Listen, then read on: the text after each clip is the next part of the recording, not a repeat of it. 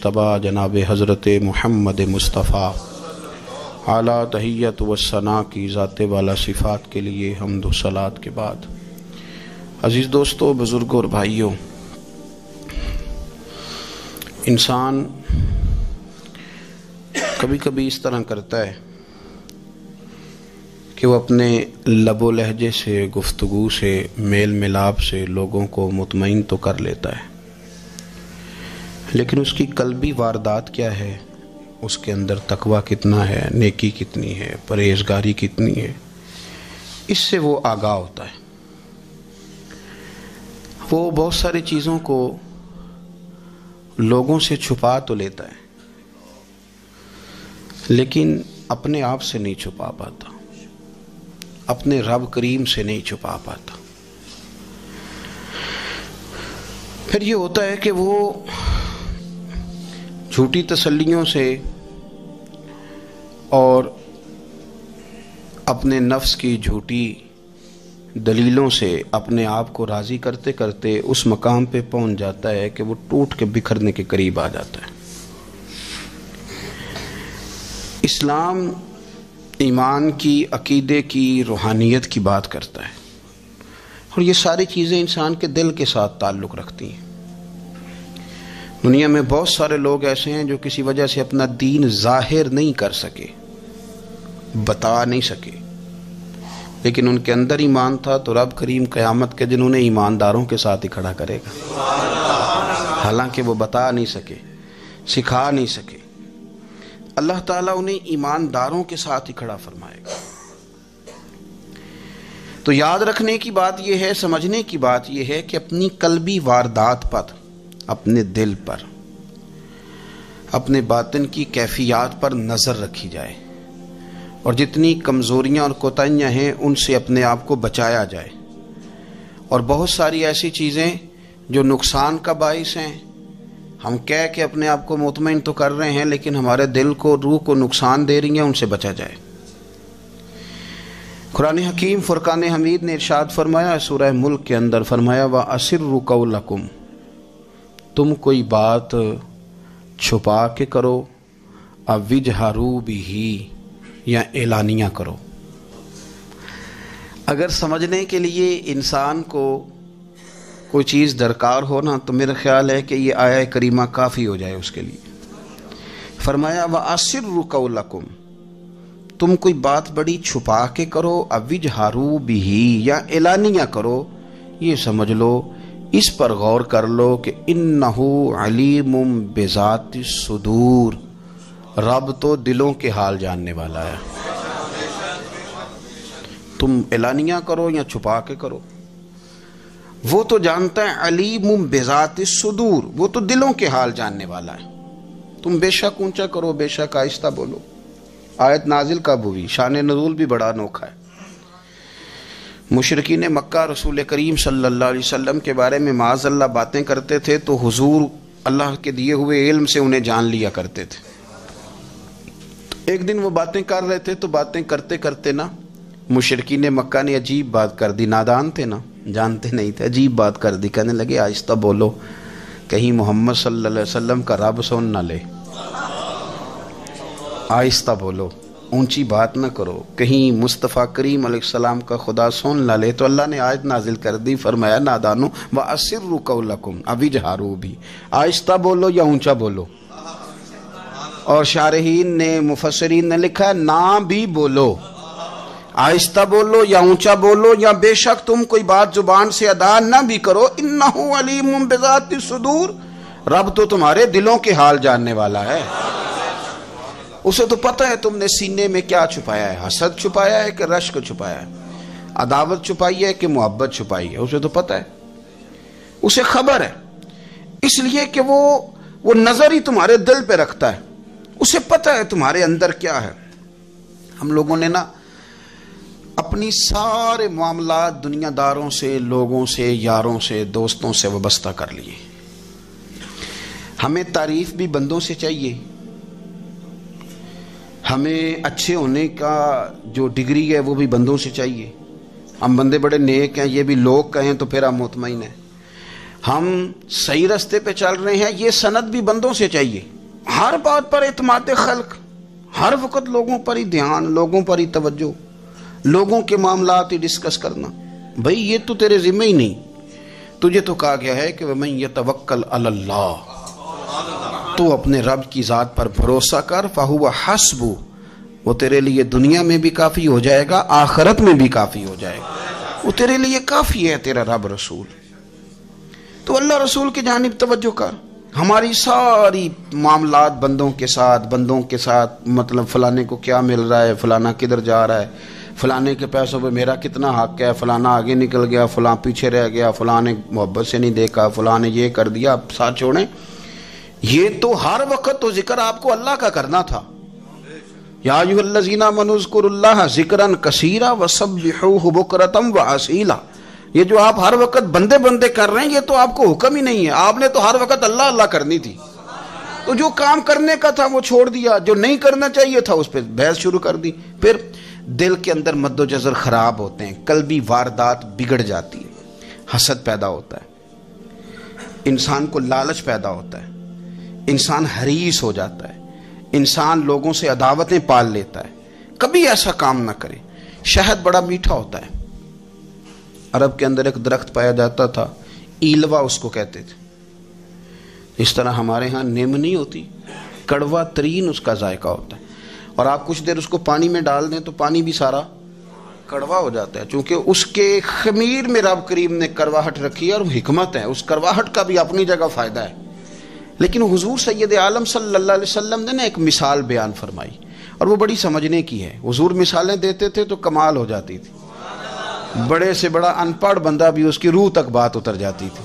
کریم محبوب علیہ السلام فرمانے لگے کہ اگر ایلوا درخت کے کچھ ٹکڑے شہد میں ڈال دیے جائیں نا تو شہد سے زیادہ میٹھی چیز کوئی نہیں ہوتی. تو حضور فرماتے ہیں کہ وہ ایلوا کا درخت جو ہے وہ شہد کو بھی بگاڑ دیتا ہے، اس میں کرواہٹ پیدا کر دیتا ہے. حالانکہ وہ بڑا میٹھا تھا، اپنی جگہ اس کی مٹھاس میں کوئی کسی قسم کی کمی نہیں تھی، لیکن وہ ایلوا کے درخت نے اسے بگاڑ دیا. اللہ کے محبوب فرماتے ہیں جس طرح ایلوا کا درخت شہد کو تباہ کر دیتا ہے نا، اس طرح حسد آدمی کے ایمان کو تباہ کر دیتا ہے. ایمان بڑی میٹھی چیز ہے، بڑی حسین چیز ہے، لیکن جب حسد آ گیا نا، حسد ہے کیا؟ حسد بندوں سے نہیں ہوتا، یہ سمجھ لیں. حسد کا مطلب، حسد کی لغوی تعریف یہ ہے کہ یہ سمجھ لینا کہ یا اللہ اسے نہیں دینا چاہیے تھا، مجھے دینا چاہیے تھا. یہ تعریف ہے. تو حسد ہوتا کس سے؟ حسد دراصل بندے پہ نہیں کیا جاتا. حسد کا معنی یہ ہے کہ آپ اللہ کی تقسیم پر اعتراض کر رہے ہیں. آپ کا کہنا یہ ہے کہ یا اللہ یہ تقسیم ٹھیک نہیں ہوئی، معاذ اللہ یہ ادھر چلا گیا، یہ تو ادھر آنے والی چیز تھی. تو یہ آپ نے ڈائریکٹ جو مقابلہ شروع کیا، معاذ اللہ یہ تو آپ نے اللہ کی تقسیم کے ساتھ شروع کر دی. تو پھر دل میں بگاڑ آتا ہے، پھر انسان ٹوٹ پھوٹ کا شکار ہوتا ہے، پھر وہ کمزور پڑ جاتا ہے، پھر وہ ایسی باتیں کرتا ہے جو اس کے منصب کے مطابق نہیں ہوتی، کچی بات کرتا ہے، کمزور بات. اللہ بہتر جانتے ہیں کون سی چیز اس نے کہاں رکھنی ہے. رب کی حکمت پر اور اس کی دی ہوئی توفیق پر راضی رہنا ایمان کا تقاضا ہے. لیکن ہمیں تو چاہیے تقسیم اپنی مرضی کی. ادھر کیوں چلا گیا، ادھر آنا چاہیے تھا. بھئی آپ کو یہ کس نے حق دیا ہے؟ مالک نے جو چاہا، جب چاہا، جہاں چاہا اپنے فضل سے عطا فرمایا. حسد، اور پھر اس کے اگر کوئی حسد نہیں کرتا تو لالچ شروع کر دیتا ہے. وہ کہتا ہے کہ یہ جو اس کا مال ہے اس میں میرا بھی حق تھا، یہ تو مجھے ملنا چاہیے تھا. آپ یقین کریں کہ بندے بندوں سے کم پیار کرتے ہیں، جیبوں سے زیادہ پیار کرتے ہیں. اس بندے کو تو کوئی نقصان نہیں جس کے ساتھ آپ نے تعلق رکھا ہوا ہے جیب کا، لیکن آپ بڑے کمزور ہو گئے. آپ جب لالچ کر لیا، نفسانیت میں آ گئے تو آپ کمزور پڑ گئے. آپ نے مطلب کیا، آپ کا کیا خیال تھا کہ رب کی بارگاہ سے کوئی کم ملنے والا تھا جو بندوں پہ اتنی توجہ کر لی؟ حضرت بہلول دانا رحمت اللہ علیہ نے کیا خوبصورت انداز ہے. رب کریم کے بندوں کی باتیں اللہ کے لشکروں میں سے لشکر. کیا سوچ تھی، کیا نظریہ تھا، کیوں یہ لوگ اتنے مضبوط تھے، فکری طور پر مضبوط تھے، فکری طور پر. ہارون رشید حج کر کے واپس آ رہا ہے، حضرت بہلول دانا راستے میں بیٹھے ہیں، ملاقات ہو گئی. کہنے لگا حضور کوئی حکم ہو تو بتائیے گا. فرمانے لگے کوئی نہیں، تو جا اپنا کام کر. بادشاہ ہے، یا کسی کو کارڈ مل جائے تو وہ لوگوں کو دکھاتا پھرتا ہے، وزیر صاحب نے خود دیا ہے، بادشاہ وقت خود کر حضرت کوئی حکم ہو تو، فرمایا نہیں اللہ خیر کرے گا. تو کہنے لگا حضور میں نے سنا ہے آپ مقروض ہیں تو بتا ہی دیتے. تو آپ مسکرا کے فرمانے لگے تیرا کیا خیال ہے بھلا؟ کہنے لگے حضور کس بابت؟ فرمانے لگے تیرا کیا خیال ہے کہ اللہ ہارون رشید کو دے گا اور بہلول دانا کو بھول جائے گا؟ تیرا کیا خیال ہے؟ رب کریم ہارون رشید کو تو دیتا جائے گا اور بہلول دانا کو بھول جائے گا؟ بادشاہ کہتا ہے کہ میں چکرا ہی گیا کہ بھلا اس سوال کا کیا جواب ہے. تو میں نے کہا حضور رب تو بھولنے سے پاک ہے، وہ تو کسی کو نہیں بھولتا، اسے نہ اونگ آتی ہے نہ نیند آتی ہے. تو فرمانے لگے جا پھر اپنا کام کر، جب مناسب سمجھے گا تو بہلول کو بھی قرضے سے نجات عطا کاری دے گا. تو جا اپنی ڈیوٹی کر، وہ جب چاہے گا نا تو میرے قرضے دور. تو کیا سمجھتا ہے کہ تجھے یاد رکھے گا مجھے بھول جائے گا؟ یہ کیسے ہو سکتا ہے؟ او یار ادھر دیکھ میری بات سن. او بھائی وہ تیرا میرا رب ہے، یہ ہو سکتا ہے کہ امیروں کو دے دے اور تیرے جیسے میرے جیسے غریبوں کو وہ بھول جائے؟ یہ ہو سکتا ہے؟ تو کیوں لوگوں کی جیبوں پہ توجہ، لوگوں کی جیبوں پہ نظریں، فلانے کے پاس آ گیا تو میں رہ گیا، مطلب کس لیے؟ ہمارا رب کسی کو بھولتا نہیں ہے. کسی شخص کو وہ میرا مالک اپنے فضل سے نظر انداز نہیں کرتا، وہ سب کو نوازتا ہے، لیکن اس کی حکمت کے تقاضوں کا انتظار کرنا مسلمان کی شان ہے. کبھی کسی حسد میں کبھی کرنا ہو تو رشک کریں، مزہ آئے گا. اور یہ رشک کرنے کا نا، رشک کا معنی کیا ہے؟ حسد کا معنی یا اللہ اسے نہیں دینا چاہیے تھا مجھے دینا چاہیے تھا، اور رشک کا معنی یا اللہ تو نے دیا ہے کیا بات ہے، اسے دیا تو کیا بات. اگر تو نے دیا تو مالک جچا بھی ہے، اگر تو نے دیا ہے تو نظر بھی آیا ہے، اگر تو نے دیا ہے تو پھر کیا بات ہے، کمال ہو گئی، وہ نظر آ رہا ہے. اور یا اللہ اسے دیا ہے تو میں بھی تیرا بندہ ہوں، اسے بھی اور دے اور مجھے بھی عطا فرما. یہ رشک ہے. رشک کا نا حضور نے حکم دیا ہے، نبی پاک نے رشک کا. ہمارا یہ مسئلہ ہے کہ ہم نا جو کرنے والا کام ہے وہ نہیں کرتے، رشک کریں. بخاری مسلم میں حدیث ہے، نبی پاک صلی اللہ علیہ وسلم نے فرمایا 2 بندوں پر رشک کرو. کہو کیا بات؟ رشک کرو 2 بندوں. یا رسول اللہ کون کون سے؟ فرمایا ایک وہ مالدار جسے اللہ دولت دے اور وہ صبح بھی رب کے رستے میں خیرات کرے اور شام بھی رب کے رستے میں خیرات کرے، یہ قابل رشک ہے. کہو تیری کیا بات ہے بھائی، کیا تجھے اللہ نے نوازا ہے، اور اس پر رشک کرو کو یا اللہ اسے اور دے تاکہ یہ تیرے بندوں پہ اور اثار کرے اور تیرے بندوں پہ سخاوت کرے، اور اللہ اس کے فعل تصدق ہمیں بھی عطا فرما. اور حضور فرماتے ہیں ایک مالدار پر جو صبح و شام سخاوت کرے، اور ایک اس عالم پر جسے اللہ قرآن کا علم دے، وہ صبح بھی لوگوں کو قرآن مجید کے ترجمے، تفسیریں، قرآن کے درس سکھائے، اور شام بھی لوگوں کو قرآن مجید کے درس عطا فرمائے. اس پر رشک کرو. کہو کیا بات ہے یار تیری، تجھے اللہ نے کتنا نوازا. قابل رشک لوگوں پر رشک کرو، ان کی تعریف کرو، ان کے لیے اچھے کلمات ادا کرو. معاشرے میں حسد پرموٹ ہوا ہے، اگر کبھی رشک پرموٹ ہوتا نا تو عزتیں بڑھ جاتی، محبتیں بڑھ جاتی، خلوص میں اضافہ ہوتا، لوگ ایک دوسرے کے قریب آتے. ہم نے کسی فضیلت والے کی فضیلت کو تسلیم کرنے سے انکار کر دیا، ہم نے کسی بڑائی والے کی بڑائی کو تسلیم کرنے سے انکار کر دیا، ہم نے حسد کیا، ہم نے لالچ کیا، ہم حریص ہوئے. اس کا نقصان یہ ہوا کہ لوگ ایک دوسرے کے پاس رہتے ہوئے پاس نہیں رہتے، ایک دوسرے کے ساتھ وقت گزار رہے ہوتے ہیں لیکن ان کے بارے میں رویے ان کے سخت ہوتے ہیں، لب و لہجہ تلخ ہوتا ہے. جب وہ کسی کے بارے میں بے لاگ تبصرہ پوچھا جائے تو غلط باتیں کریں. رشک کریں. دیکھیں نا حضرت ابو بکر صدیق رضی اللہ، حضرت عمر فاروق رضی اللہ، ساری زندگی دوڑ لگی رہی. حضرت عمر کہتے میں نے ساری زندگی دوڑ لگائی ہے کہ ابو بکر سے آگے گزر گئے، لیکن یہ دوڑ حسد والی نہیں، یہ رشک والی. فرماتے میرا دل کرتا تھا کہ میں نیکیوں میں ابو بکر سے آگے گزر جاؤں، حضور کے عشق میں ابو بکر سے آگے گزر جاؤں، نبی پاک علیہ السلام کی اولاد کی محبت میں ابو بکر سے آگے گزر جاؤں، میں نا خیر کے کاموں میں آگے گزروں. کہتے میرا ساری زندگی رشک کا رشتہ رہا. یہ رشتہ شاندار ہے، اس پر عمل کریں، اس پر توجہ کریں، بجائے اس کے کہ یہ کہنا کہ استاد جی کا فلانے سے زیادہ پیار ہے. پیار کی وجوہات تلاش کر. مرشد فلانے پہ نظر رکھتے ہیں تو میرے بھائی وہ نوٹوں کی وجہ سے نظر نہیں رکھتے، تو وجہ تو تلاش کرنا، وجہ کیا ہے؟ تو اپنے آپ کو اس طرح کا بنا، تو اس طرح کی کیفیات پیدا کر اپنے اندر۔ ہم کیا کرتے ہیں کہ رشک کرنے کی بجائے حسد کرتے ہیں۔ حسد نہیں کریں، اپنے آپ کو سنواریں، وہ رشک کی وجہ سے آپ سنوار سکتے ہیں۔ نبی پاک علیہ السلام کی پیاری زوجہ ام المومنین سیدہ عائشہ صدیقہ، بڑی شان ہے اس خاتون کی، بڑی عظمت ہے ان راہوں کے صدقے جن رستوں سے سیدہ پاک کی سواریاں گزرا کرتی ہیں۔ کیا درجہ اللہ نے دیا ہے سیدہ عائشہ صدیقہ کو، کہتی ہیں حضور کا وصال میری گود میں ہوا ہے۔ اور مولا علی شیر خدا فرماتے ہیں میں نے حضور کو سب سے زیادہ عائشہ صدیقہ سے پیار کرتے ہوئے دیکھا، اور عائشہ صدیقہ رضی اللہ تعالیٰ عنہ فرماتی ہیں میں نے حضور کو سب سے زیادہ فاطمہ الزہرا سے پیار کرتے دیکھا۔ یہ الگ ماحول ہے ان کا آپس میں۔ تو حضرت عائشہ صدیقہ اتنا بڑا مقام، لیکن وہ فرماتی ہیں میں نے ساری زندگی سیدہ خدیجہ الکبریٰ پہ رشک کیا۔ میں نے کہا کیا بات تھی اس خاتون کی جو وصال کر گئیں، لیکن شاید کو دن خالی جاتا ہو کہ مدینے والے ان کی وفاؤں کا ذکر نہ کرتے، شاید کوئی خالی دن جاتا۔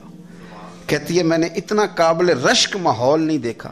ایک دن حضور گھر میں گوشت لائے اور مجھ سے فرمایا عائشہ گوشت پکاؤ، تو میں اسے صاف کرنے لگی تو حضور فرمانے لگے شوربہ ذرا زیادہ کرنا۔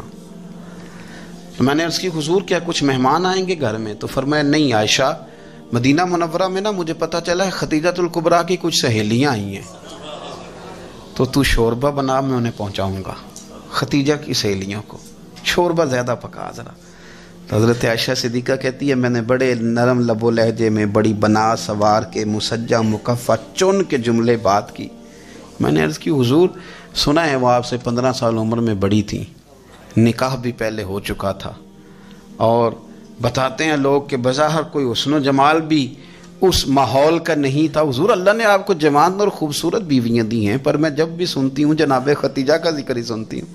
میں نے رشک کے انداز میں کہا، کہتی میں بات کہہ کے خاموش ہو گئی، اور جب میں نے نظر اٹھا کے دیکھا تو حضور کی آنکھوں میں آنسو۔ نبی پاک صلی اللہ علیہ وسلم کا یہ انداز دیکھا تو میں نے کہا حضور میں رب رسول کی بارگاہ میں توبہ کرتے ہیں، اب تو رو دیے۔ تو حضور فرمانے لگے عائشہ یہاں جو بھی آیا ہے نا وہ سکھوں اور آسانیوں کے دنوں میں آیا ہے، اور خدیجہ میری ان دنوں کی ساتھی تھی جو میرے تکلیف کے دن تھے، میری آزمائشوں کی، میری پریشانیوں کی میری ساتھی تھی۔ جب لوگ مجھے تکلیف دیتے تھے میں گھر جاتا تھا تو مجھے کہتی تھی حضور آپ تو صلہ رحمی کرتے ہیں، غریبوں کا بوجھ اٹھاتے ہیں، آپ تو لوگوں کے ساتھ محبت سے پیش آتے ہیں، حضور آپ پریشان نہ ہو، آپ کا رب آپ کو ہمیشہ عزتیں ہی عطا فرمائے گا۔ فرمایا وہ میری تکلیفوں کی اسے کیسے، میرے بھائی رشک کیا لوگوں نے ایک دوسرے پر، حسد نہیں کیا۔ ہم تو نا جی اپنی مرضی کے فیصلے کرتے کرتے پیچھے رہ گئے۔ ہم نے لوگوں کو پیچھے کرنے کا سوچا تھا لیکن ہم سب سے پیچھے رہ گئے۔ ہم نے سیاست اور سازش کی تھی کہ کچھ لوگوں کے دلوں پہ پیر رکھ کے میں اپنا قد اونچا کروں گا، کچھ کے سینوں پہ پیر رکھ کے، لیکن ایسا نہیں ہوتا، یہ ہوتا نہیں۔ آپ کسی کی جگہ نہیں لے سکتے، اس لیے کہ رب نے سب کی جگہ اپنی اپنی بنائی ہوئی، سب کی جگہ۔ ہاں ایسا ضرور ہوتا ہے کہ کئی دفعہ نا ہم اپنے مقام کو گرا لیتے ہیں۔ وہ کسی نے کہا تھا کہ ایسا نہیں کہ تیری جگہ کوئی اور آ گیا، لیکن تیرا مقام بھی اب تیرا نہیں رہا۔ ہوتا یہ ہے کہ ہم نہ گرا لیتے ہیں اپنے آپ کو۔ اگر ہم رشک کا ماحول پیدا کریں، رشک کا، اور ہم کہیں کہ کیا بات ہے میں بھی سفر کروں گا، اس جانب جاؤں گا، بجائے یہ کہنا کہ فلاں آدمی بڑا آگے نکل گیا ہے، یہ کر کے نکل گیا ہے، وہ کر کے نکل گیا ہے، یہ کہنا کہ یار میں بھی رب کریم کی اس مدد کو تلاش کرتا ہوں جس کی برکت سے اللہ نے اس پر فضل فرمایا ہے۔ امام غزالی فرماتے ہیں 3 لوگوں میں حسد زیادہ ہوتا ہے، بغض زیادہ پیدا کر لیتے ہیں۔ اب چونکہ مضمون ہے تو ساری بات کھول کے ہی کرنی پڑے گی نا۔ فرماتے ہیں 3 لوگوں میں حسد، بڑے عہدے والوں میں حسد زیادہ ہوتا ہے۔ یعنی صوبائی وزیر کہتا ہے کہ حق میرا ویسے وفاقی وزیر کا تھا، اور وفاقی وزیر کہتا ہے کہ جتنا میرا تجربہ ہے نا مجھے بنایا وزیر اعظم ہی جاتا تو بات ٹھیک تھی۔ حسد زیادہ، بڑے عہدے والوں میں حسد، اور امام غزالی فرماتے ہیں مالداروں میں حسد زیادہ ہوتا ہے۔ غریب نے غریب سے کیا جلنا ہے، جلنے کو شے ہی کوئی نہیں، کس سے جلیں گے؟ تو غریب تو بیچارہ 4 روٹیاں ہوتی ہیں تو کہتا ہے چلو ٹھیک ہے آ جاؤ، دونوں مل کے بیٹھ جاتے ہیں۔ غریبوں کے دوست بھی غریب، امیر حسد کرتے ہیں، وہ سودے پہ سودا کرتے ہیں، وہ ایک دوسرے کی کمزوریاں بیان کرتے ہیں۔ میں نے گاہکوں کو نفع لیتے دیکھا ہے، فلانے سے مال لیتے تھے جی، اس نے بڑا تنگ کیا، تو کہتا ہے اسی طرح کا تو مجھ سے خریدا کر۔ لوگ استعمال کر جاتے ہیں، وجہ بیچ میں کیا ہوتی ہے؟ حسد، عداوت، خرابی ہوتی۔ اور تیسری بات امام غزالی نے شاید میرے لیے کہی ہے، امام غزالی فرماتے ہیں علماء میں حسد بڑا ہوتا ہے، عہدیداروں میں، مالداروں میں اور علم والے لوگوں میں۔ وہ بھی اللہ کی تقسیم پر راضی نہیں ہوتے، چونکہ وہ سمجھتے ہیں مجھے یہ لفظ آتے ہیں، میری قابلیت زیادہ ہے، میں زیادہ پڑھا لکھا ہوں، تو یہ منصب بھی میرا تھا، یہ کام بھی میرا تھا، یہ بھی میرے پاس ہونی چاہیے۔ ایسا نہیں ہوتا، یہ تو رب کریم کی عطا ہے۔ میں کئی دفعہ کہہ چکا ہوں کہ کام لینے پہ آئے تو میرے جیسے بیکار آدمی سے کام لے لے، یہ اس کی عطا ہے۔ اب ہمیں کرنا کیا ہے؟ ہمیں اس کی تقسیم پر راضی رہنا ہے، اس کی تقسیم پر قربان جائیں۔ رسول پاک علیہ السلام سے صحابی نے پوچھا حضور عزت کیا ہے؟ فرمایا جو رب نے تجھے دیا اس پہ راضی ہو جا، اللہ عزت عطا کر دے گا۔ قناعت کر، جو اللہ نے تجھے دیا اس پر قناعت کر، اللہ تجھے عزت دے دے گا۔ حضور ذلت کیا ہے؟ فرمایا لوگوں سے لالچ نہ رکھنا، تو ذلیل ہو جائے گا، لالچ نہ کر۔ تیزی کے ساتھ پرموٹ ہوتی ہیں چیزیں، ہمیں سازش کرنی آتی ہے، ہمارا خیال ہوتا ہے کہ میں نے دوسروں کے پیسوں پہ کاروبار کرنا ہے، ہمارا خیال ہوتا ہے کہ پالٹی ڈال کے روٹی کھانی ہے، ہمارا خیال ہوتا ہے کہ کسی بندے کو کس طرح استعمال کرنا ہے۔ یاد رکھ لینا، کبھی بات نہ بھولنا، جو لوگوں کو استعمال کرنا چاہتا ہے وہ ساری زندگی استعمال ہوتا رہتا ہے۔ جو کسی شخص کو کسی مقام پر رسوا کرنا چاہتا ہے اپنی عزت بچا نہیں پاتا۔ جو آدمی لوگوں کو حقیر جانتا ہے اللہ اسے کبھی عزتیں عطا نہیں کرتا، وہ گڑھوں کے اندر گرتا چلا جاتا ہے۔ یاد رکھیں جو عزتیں دینی شروع کر دے رب اسے باعزت بنا دیتا ہے، جو پیار کرنا شروع کر دے معاشرے میں لوگ اس سے پیار کرنے لگ جاتے۔ جو کسی دیکھیں اگر ہم وہاں سے مانگے جہاں سے سب کو ملتا ہے تو پھر بندوں پر اتنی نظر رکھنے کی ضرورت باقی رہتی نہیں ہے۔ ادھر دیکھیں رشک کریں گے تو لالچ سے بھی بچیں گے، حسد سے بھی بچیں گے۔ بخاری مسلم میں حدیث ہے، حضرت ابو ہریرہ رضی اللہ تعالیٰ عنہ کہتے ہیں حضور کی بارگاہ میں حاضر تھے تو کچھ غریب لوگ حاضر ہوئے، غربا۔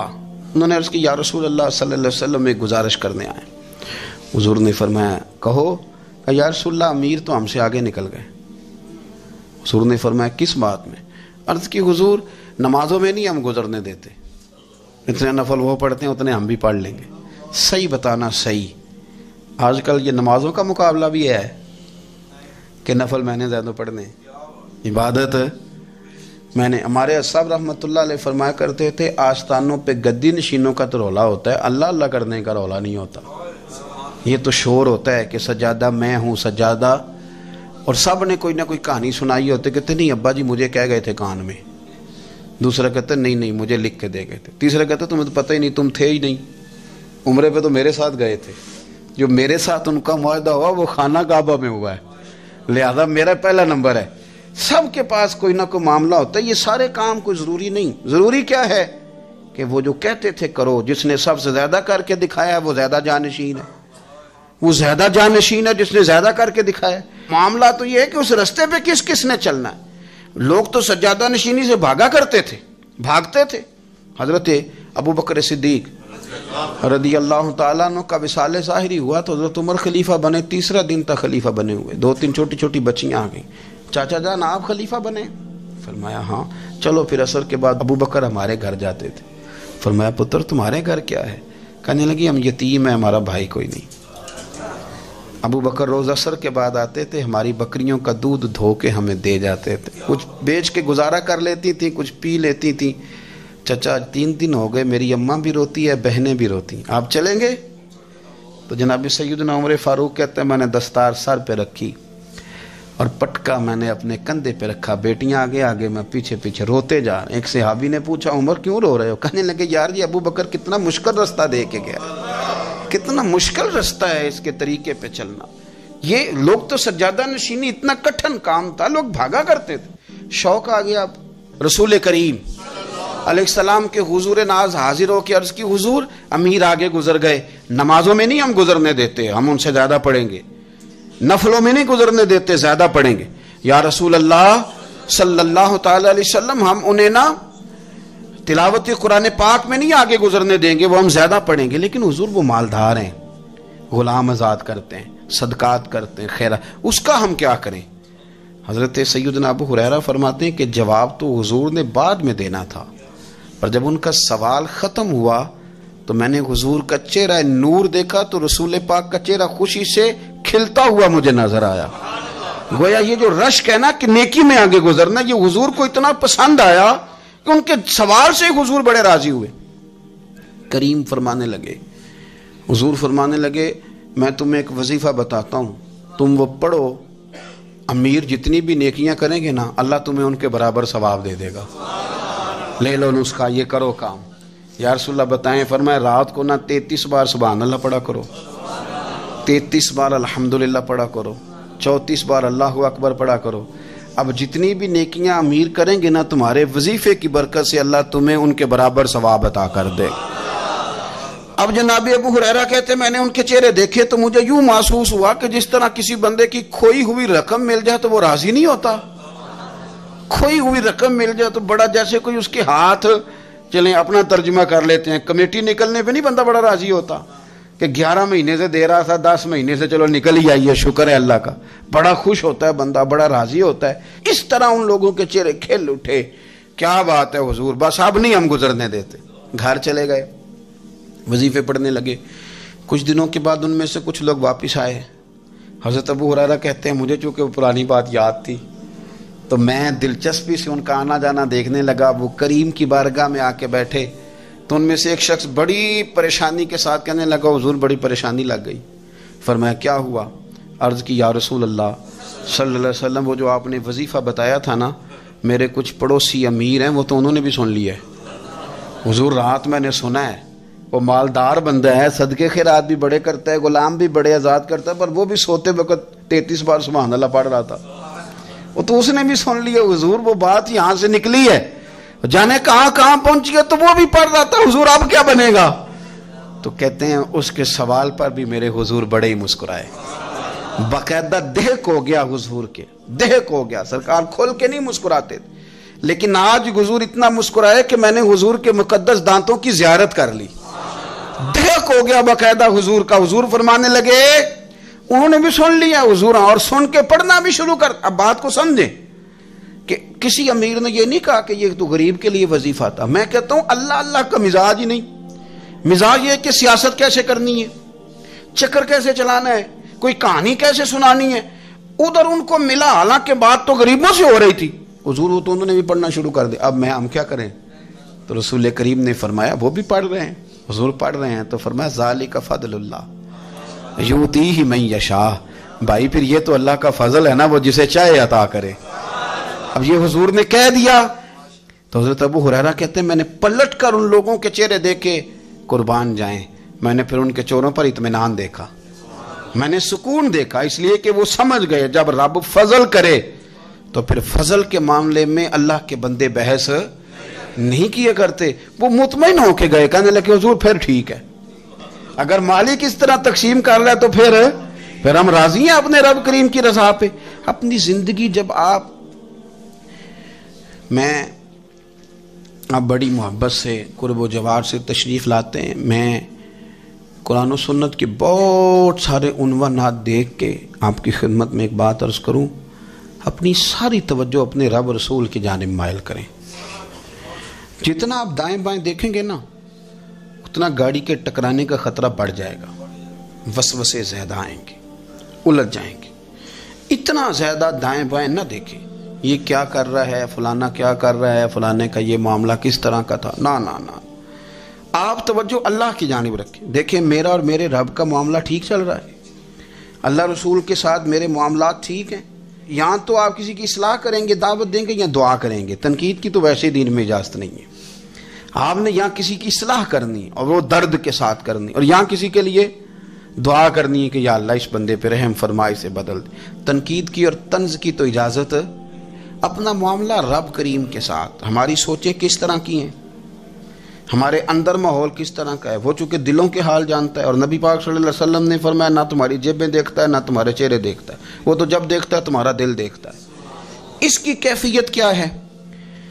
حضرت انس بن مالک رضی اللہ تعالیٰ عنہ فرماتے ہیں، اس حدیث کو یاد رکھیے گا، حافظ منذری نے ترغیب و ترہیب میں لکھی ہے، فرماتے ہیں کہ حضرت انس بن مالک رضی اللہ تعالیٰ عنہ فرمانے لگے کہ ایک حضور کے ایک غلام، ایک صحابی بیمار تھے، تو حضور نے فرمایا انس چلو تیمارداری کرتے ہیں۔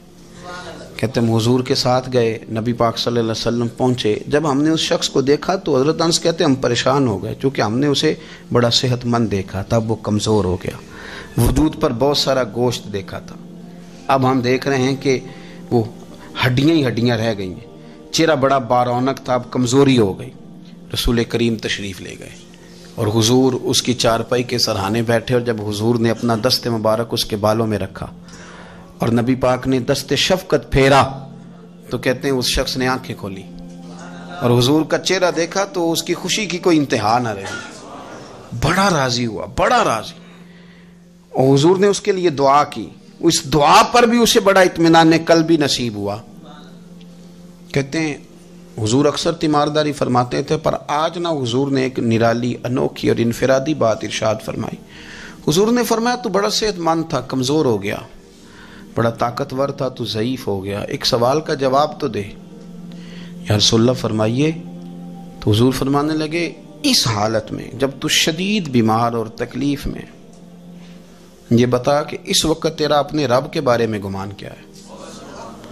حضرت انس کہتے ہیں پہلے حضور بیماروں سے یہ سوال نہیں پوچھتے تھے، آج پوچھا، کیونکہ صحت میں لوگوں کی زبان پہ شکر ہوتا ہے اور بیماری میں شکوے ہوتے ہیں، معاذ اللہ۔ اس وقت اللہ کے بارے میں یہ سوچ حضور نے ہمیں دی ہے، ہم نے ہر وقت یہ ذہن بنانا ہے کہ یہاں رب کریم کے بارے میں کیا تصورات پل رہے ہیں، آوازیں کیا اٹھ رہی ہیں، اس وقت تیرا اللہ کے بارے میں گمان کیا ہے؟ تو جناب انس بن مالک کہتے اس نے ہمیں اشارہ کیا کہ مجھے اٹھا کے بٹھاؤ، ہم نے بٹھایا تو کہتے ہیں پھر اس نے اپنی آنکھیں کھولی اور حضور کے چہرے نور پر نظر کر کے نظر جھکا لی، عرض کرتا یا رسول اللہ میں کمزور ہوں، بیمار ہوں، تکلیف میں ہوں، اٹھ نہیں سکتا، کھا نہیں سکتا، پر حضور ابھی بھی میرے دل سے آواز یہی نکلتی ہے کہ میرا رب بڑا ہی کریم ہے، میرا اللہ بڑا ہی مہربان ہے، وہ بڑا ہی معاف کرنے والا ہے، وہ اپنے بندوں سے پیار ہی بڑا کرتا ہے۔ آپ میری بات کو سمجھیں، کیفیت کیا ہے اور الفاظ کیا ہیں۔ حضور وہ مجھ سے بڑی محبت کرتا ہے، بڑے پیار والا ہے۔ یہ لفظ کہتے کہتے آواز بھرا گئی، آنسو نکل آئے، پھر اس نے تکلیف زیادہ محسوس کی تو وہ لیٹ گیا، اور پھر اس نے حضور کے چہرے نور پہ نظر ڈالی، کلمہ پڑھا، روح ہی پرواز کر گئی۔ حضرت انس بن مالک فرماتے ہیں ہم اس کے گھر سے نکلے اور جب حضور اس کے کمرے سے باہر آئے تو رسول کریم نے پلٹ کر رک کر پھر پیچھے دیکھا اور فرمایا انس اگر کسی جنتی کی زیارت کرنی ہے تو میرے اس غلام کا چہرہ دیکھ لو۔ اس لیے کہ جن لوگوں کے نظریات رب کریم کے بارے میں اس طرح کے ہوں پھر ان کے خاتمے خیر کے ہوتے ہیں، پھر اللہ ان کے لیے جنت کے فیصلے فرماتا ہے۔ اپنے افکار میں، نظریات میں، سوچوں میں کوئی ضروری نہیں ہے کہ ہم لوگوں کو دو لفظ کہہ کے مطمئن کر لیں تو ہم خود ضمیر کے قیدی بن کے زندگی گزار دیں، یہ معاملہ ٹھیک نہیں، یہ صحیح نہیں چلتا۔